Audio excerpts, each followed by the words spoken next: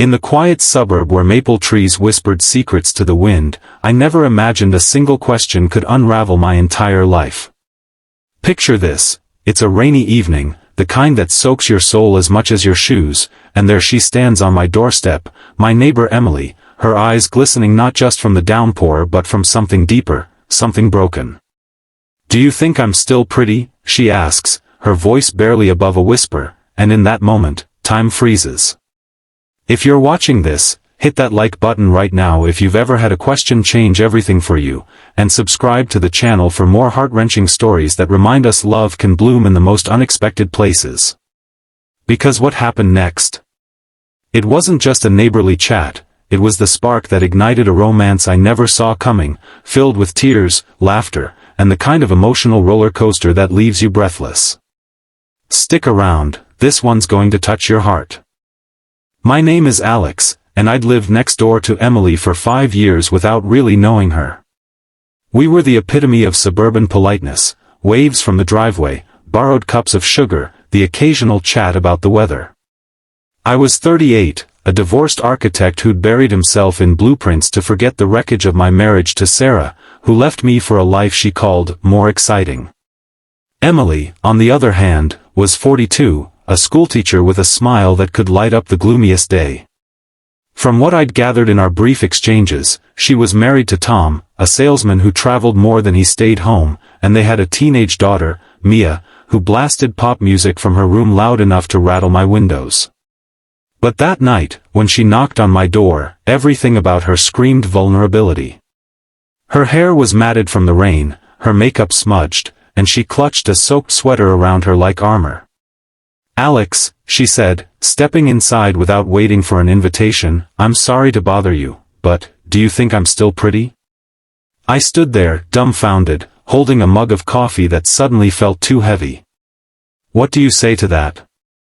I mumbled something like, "Of course you are," but it came out awkward, insincere even to my ears.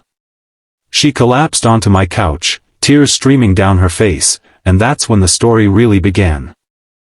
As the rain pounded against the windows, Emily poured out her heart. Tom had been distant for months, coming home late with excuses that smelled like cheap perfume. That afternoon, she'd confronted him, and in the heat of the argument, he'd sneered, "You're not the woman I married anymore. You've let yourself go." It shattered her. At 42, with fine lines around her eyes from years of laughing with her students and a body that had carried a child, she felt invisible, unworthy. "I look in the mirror and see a stranger," she confessed, her voice cracking. "Am I crazy for caring so much?" I listened, really listened, for the first time. I'd always thought she was beautiful, her warm brown eyes, the way her laugh lines crinkled when she smiled, her effortless grace. But saying that felt like crossing a line. Instead, I made her tea, wrapped her in a blanket, and shared my own scars. Sarah left because she said I was too predictable, I admitted. Boring. But maybe we're all just human, trying to feel seen. We talked until the rain stopped, and when she left, something had shifted. That question wasn't just about vanity. It was a cry for validation in a world that often discards people as they age. The next morning, I couldn't shake it off. I found myself glancing at her house more often, wondering if she was okay. A week later, fate, or maybe just bad luck, intervened. My car wouldn't start, and there was Emily, offering a ride to work. "Least I can do after dumping my drama on you," she said with a shy smile. The drive was filled with easy conversation, favorite books. She loved classics like Jane Austen, I was into thrillers, dreams we'd shelved. She wanted to travel to Italy, I dreamed of building eco-friendly homes. By the time we reached my office, I realized I hadn't felt this alive in years. But guilt gnawed at me, she was married, after all. Still, our interactions grew. She'd wave me over for coffee in her garden, where we'd talk about everything from Mia's teenage rebellions to my failed attempts at gardening.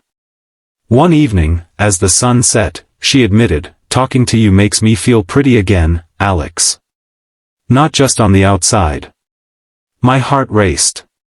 Was this flirting? Or just two lonely souls connecting?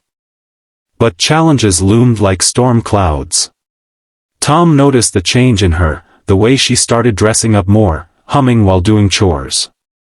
He accused her of having an affair, which led to explosive fights that echoed through the thin walls between our houses. I heard them one night. Who's he? That neighbor guy? You're pathetic, Emily. She showed up at my door again, bruised not physically but emotionally, with a suitcase in hand. I can't do this anymore, she sobbed. But Mia, she's caught in the middle. I held her, feeling the weight of her pain, and for the first time, I confessed, you are beautiful, Emily. Inside and out. And you deserve someone who sees that every day. That night, she stayed on my couch, and we talked until dawn about starting over. It wasn't romantic yet, just supportive. But the seed was planted. As weeks turned into months, Emily filed for divorce. It was messy. Tom fought for custody, claiming she was unstable. Mia, at 16, was furious, blaming her mom for breaking the family. You ruined everything, she'd scream, storming out. Emily doubted herself constantly. Am I selfish for wanting happiness? I'd reassure her, helping with lawyer meetings, even picking Mia up from school when things got tense. One key challenge came when Mia ran away after a particularly bad argument, ending up at a friend's house. Emily was hysterical, and we searched together until we found her. In the car ride home, Mia finally opened up. Dad's always gone, Mom. And you seem happier with Alex. It was a turning point. We started family dinners, awkward at first, with Mia eyeing me suspiciously, but slowly, bonds formed. I taught Mia how to sketch buildings, and she shared her playlists with me. Emily and I shared stolen glances, our hands brushing accidentally, building tension that was electric. The romance blossomed subtly. Our first real date was a picnic in the park, where I surprised her with Italian food to mimic her dream trip. One day, we'll go for real, I promised. She kissed me then, soft and tentative, and it felt like coming home. But obstacles persisted. My ex, Sarah, reappeared, claiming she missed me, stirring up old doubts. What if I'm just a rebound? Emily asked one night, tears in her eyes. I had to confront my past, telling Sarah it was over for good. Another hurdle, societal judgment. Neighbors whispered about the divorced woman and the bachelor next door.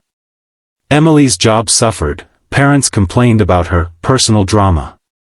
She nearly quit, but I encouraged her, your students need your light.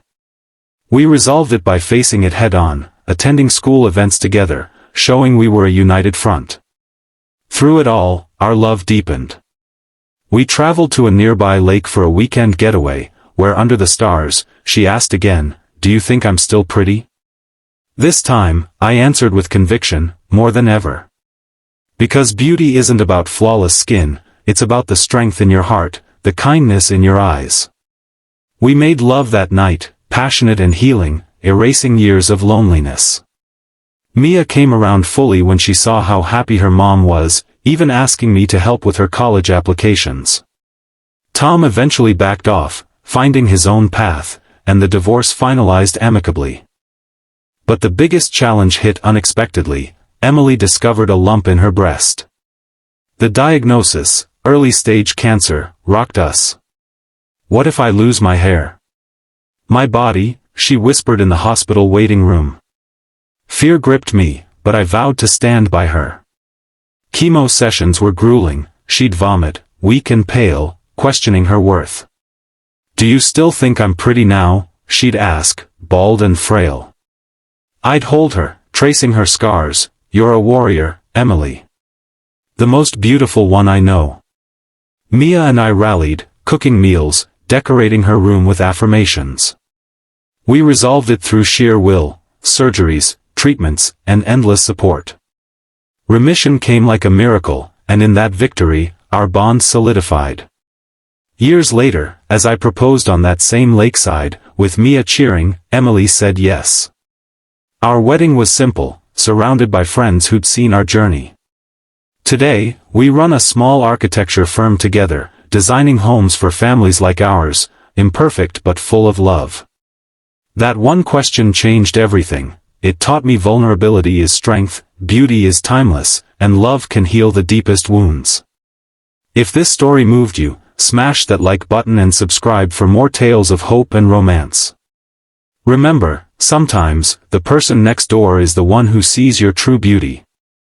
Never stop asking the questions that matter, they just might change your life forever.